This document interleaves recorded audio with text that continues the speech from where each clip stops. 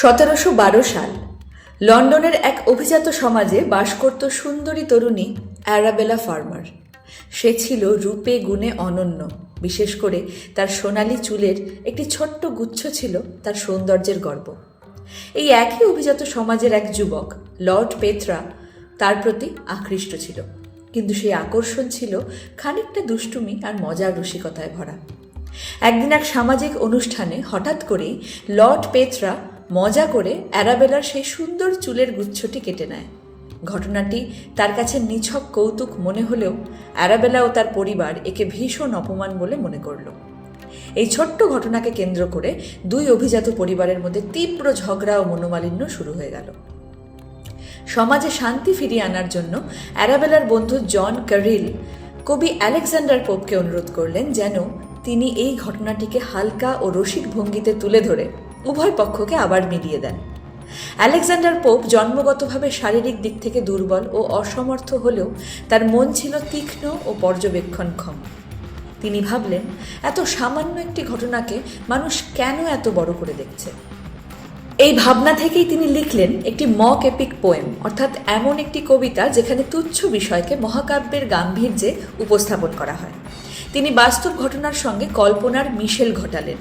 পরীরা এলো, আত্মারা জেগে উঠল, আর চুলের একটি গুচ্ছ হয়ে উঠল যুদ্ধের মূল কারণ। এভাবেই জন্ম নিল the rape of the lock. প্রথমে কবিতাটি মাত্র 2টো ক্যান্টোতে লেখা হলো এবং 1712 সালে নামহীনভাবে প্রকাশিত হলো। কবিতাটি ছিল হালকা, রসিক আর সমাজের অহংকারকে বিদ্ধ করা এক সূক্ষ্ম বিদ্রূপ। কিন্তু পোপ তাতেই থামলেন না। 2 বছর পর 1714 সালে তিনি কবিতাটিকে নতুন রূপ দিলেন। এবার কবিতায় এলো সিলফ, নোম আর নানা অতিলৌকিক চরিত্র। সাধারণ এক চুল কাটার ঘটনাই পরিণত হলো মহাকাব্যিক যুদ্ধের মতো নাটকীয় কাহিনীতে। কবিতাটি বেড়ে হলো 5 ক্যান্টোর এক পূর্ণাঙ্গ মক এপিক। এই সংস্করণটি আজ বিশ্বজুড়ে পাঠ্য ও সমাদৃত। এরপর 1717 সালে পোপ কবিতার মধ্যে ক্ল্যারিসা নামের চরিত্রের মাধ্যমে একটি গভীর বক্তব্য যোগ করলেন। রূপ ক্ষণস্থায়ী, কিন্তু চরিত্রই আসল অলংকার।